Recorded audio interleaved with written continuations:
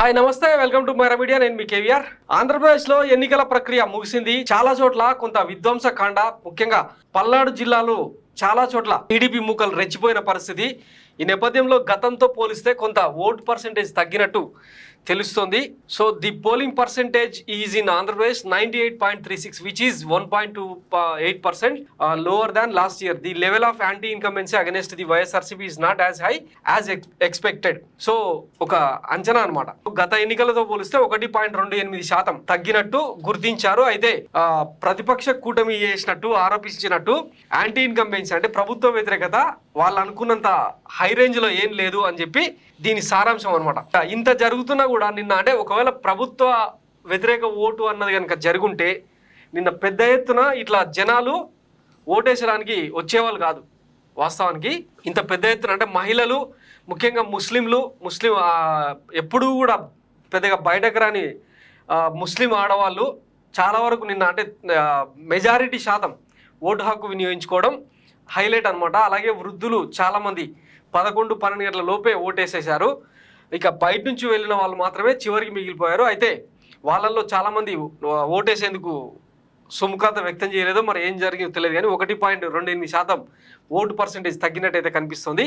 దీనికి అంటే ఇంకా మరొక కారణం కూడా ఏంటంటే, ముఖ్యంగా పల్నాడుతో సహా చాలా ప్రాంతాల్లో పచ్చమూక ఒకవైపు అంటే వైసీపీ వర్గాలేమో ఓటింగ్ శాతాన్ని పెంచేందుకు మహిళలు అంటే ఏ ఒక్క ఓటును కూడా వాళ్ళ ఇష్టానికే అయినా కానీ ఏ ఒక్క ఓటును కూడా పక్కకు పోనీయకుండా ఓటేయించేందుకు వాళ్ళు ఫోకస్ చేస్తే, పచ్చముఠ మాత్రం ఇట్లా విధ్వంసకాండకు తెరదీసిందనమాట. ఓటమి భయంతో వైఎస్ఆర్సీపీ నేతలపై దాడులు, దౌర్జన్యాలు, రాళ్ల దాడులు, కత్తులతో బీభత్సం, బాంబులతో భయోత్పాతం. యథేచ్ఛగా విధ్వంసం సృష్టించిన టీడీపీ జనసేన చంద్రబాబు పక్కా పన్నాగంతోనే ధ్వంసరచన. ఎప్పటికప్పుడు ఫిర్యాదు చేసిన ఈసీ ఉదాసీనత.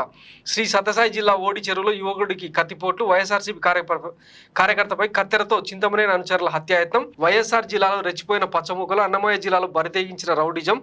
వైఎస్ఆర్ జిల్లా మబ్బు చింతపల్లిలో కారు అద్దాల ధ్వంసం. జంగాలపల్లి పోలింగ్ బూత్లో బరితెగించిన టీడీపీ కార్యకర్తలు.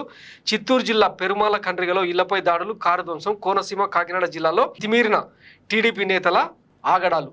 దీంతో పాటు ముఖ్యంగా నర్సరావుపేట, ఆ పల్నాడు ప్రాంతంలో నర్సరావుపేట పార్లమెంటు పరిధిలోని 7 నియోజకవర్గాల్లో కూడా ఈ రకంగా రెచ్చిపోయారనమాట. వైఎస్ఆర్సీపీ ఎమ్మెల్యే గోపిరెడ్డి శ్రీనివాసరెడ్డిపై టీడీపీ గుండాల రాళ్ల దాడి. ఇల్లు ఆసుపత్రిపై దాడి, 3 కార్ల ధ్వంసం. ఎమ్మెల్యే మామ డ్రైవర్ మరో యువకుడికి తీవ్ర గాయాలు. దగ్గరుండి దాడి చేయించిన టీడీపీ అభ్యర్థి అరవింద్ బాబు.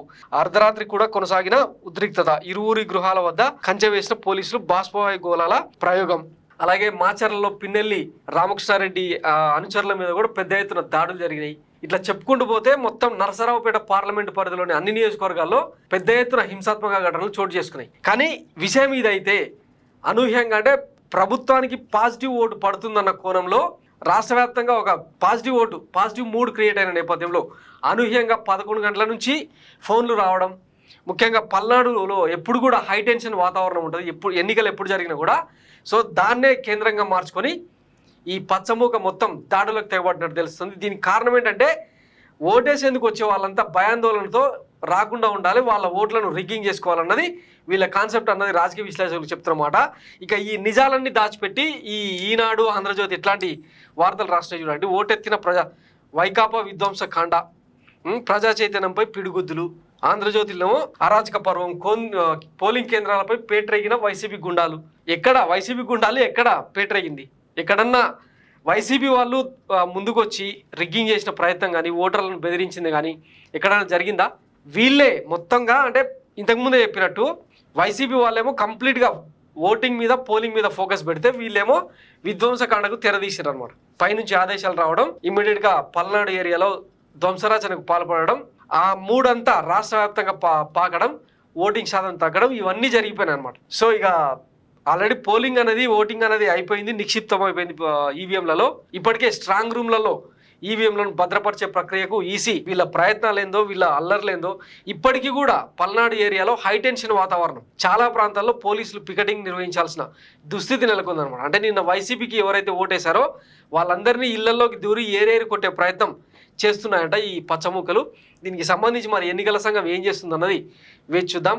ఇప్పటికే చాలా చోట్ల అంటే ఈ దాడులు జరిగిన ప్రాంతాలకు సంబంధించి CM YS Jaganmohan Reddy review చేసే ప్రయత్నం చేశారు. స్థానికంగా అందుబాటులో ఉన్న నేతలందరినీ పిలిపించుకొని వాళ్ళతో మాట్లాడినట్టు తెలుస్తుంది. సో మరి దీని ఎఫెక్ట్ ఏందన్నది జూన్ 4న తెలుస్తుంది. అప్పటిదాకా వేచి చూద్దాం. Thanks for watching Mara media. నేను మీ కేవీఆర్. Thank you.